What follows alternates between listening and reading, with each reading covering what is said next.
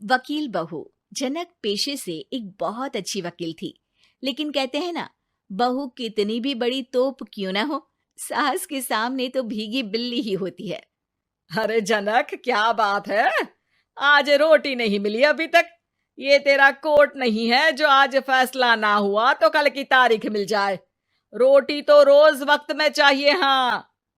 माँ जी, रोटी तो कब की बन गई। मैंने आपको कहा तो खाना खाने के लिए, आपने शायद सुना नहीं होगा।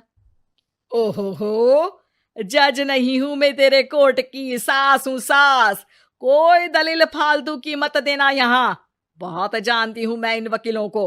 अपनी बात ऊपर रखने के लिए झूठ बोलने में जरा भी नहीं सोचते। तभी वहां जनक के ससुर आ जाते हैं। अरे भाग्यवान, क्यों बेचारी के काम को कोसती रहती है हमेशा। मैं भी तो था वहां जब ये आई थी तुझे रोटी खाने को बुलाने के लिए। सास को तो अब गुस्सा आ जाता है कि कैसे किसी ने बहू की साइड ले ली। अरे वाह जी वाह, वो तो मैं जानती थी कि कोई ना कोई गवाह तो ये पेश कर ही देगी। पर मैं तो अब सीधा खाना खाकर सोने जाऊंगी। मुझे आदत नहीं है किसी से बहसा बहसी करने की। पता नहीं कैसे ये वकील इतना दिमाग लगाकर खुद तो झूठ बोलते ही हैं, साथ में झूठे गवाह भी ले आते हैं। जनक को सास के ताने सुनने की अब आदत सी पड़ जाती है। एक दिन जनक वकील की ड्रेस पर काला कोट पहनकर कोर्ट के लिए निकल ही रही होती है कि अरे कहाँ चली काला कौवा बनकर? टोक दिया ना। अब कोर्ट तो वकील वाले ड्रेस पहनकर ही जाऊंगी ना। वाह भाई वाह, दामिनी तो मैंने भी देखी है। सन्नी पाजी ने ऐसा ही कोट पहना था और कहा था कि तारीख पर तारीख, तारीख पर तारीख। मतलब कि कोई बात करनी है तो बोलिए, वरना वक्त नहीं है मेरे पास खराब करने के लिए। अरे पता नहीं तुझ में क्या देखा मेरे बेटे ने, सारा दिन वकीलों वाली बहस करती है, भोली भाली सास के साथ। अच्छा सुन, जो इतनी बहस मेरे आगे करती है ना, जरा अपने बॉस से कर ले, जो 1 साल भी ना हुए तेरी शादी को और काले कपड़े पहना दिए। अंदर जा और लाल कोट पहन कर आ, पता तो चले कि नई नवेली शादी हुई है। अरे माँ जी, कोर्ट में मेरा बॉस क्या करेगा? ये तो पूरे देश की ड्रेस है वकीलों के लिए। लेकिन सास तो ठहरी सास। अच्छा, तो कोई जरूरत नहीं है 2-4 साल कोर्ट जाने की। शादी थोड़ी पुरानी हो जाए तब इजाजत दे दूंगी मैं तुझे काले कपड़े पहनने की। अब क्या था, मन मारकर जनक को लाल रंग का कोट पहनकर कोर्ट जाना पड़ता है। उसके जाने के बाद आहा, बढ़िया, ये पूरे देश की ड्रेस की बात करने वाली। अरे पहना दिया ना लाल कोट। अब सास आए दिन या तो जनक को उसके काम का ताना देती या फिर उसका काम छुड़वा देने की धमकी। तंग आकर एक दिन जनक पति से कहती है, मैं सोच रही हूँ कि कोर्ट जाना बंद ही कर दूं। अरे क्यों यार, इतना अच्छा करियर है, क्यों छोड़ने की सोच रही हो? अरे लाल रंग का कोट पहनकर जाना पड़ता है। हर बात पर सास ताना देती है कि वकील तेज होते हैं, सवाल जवाब करते हैं, झूठी दलीलें देते हैं।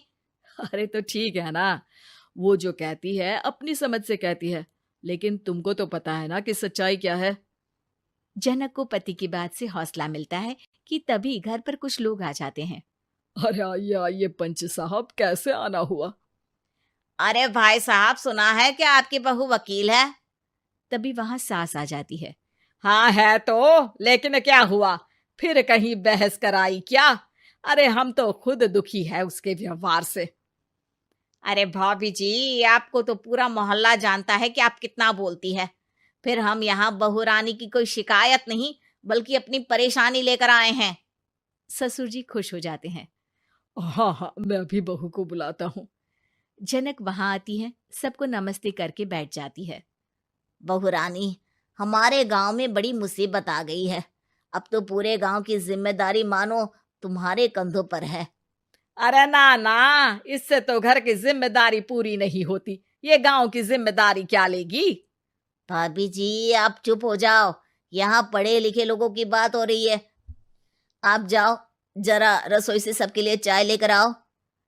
मैं कॉफी लूंगी। हाँ हाँ, वकील साहिबा के लिए कॉफी। सास सर पैर सब पटक कर वहां से निकल जाती है। बहू, गांव में पानी नहीं आ रहा है, पड़ोसी राज्य ने हमारा पानी रोक रखा है। इसका मामला तो बड़े कोर्ट में चलेगा पंच जी, लेकिन ऐसा क्यों? वो राज्य हम लोगों से पानी के पैसे मांग रहा है। अब आधे गांव में पानी की सप्लाई खत्म हो गई है बहुरानी। अच्छा पंच साहब, बात गांव की है तो मैं जरूर केस लड़ूंगी।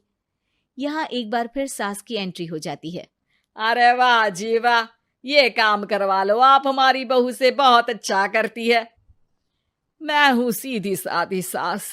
इस लड़की ने कैसे लड़ लड़ कर मुझे साइड कर रखा है, ये तो अब आपको पता चल ही जाएगा।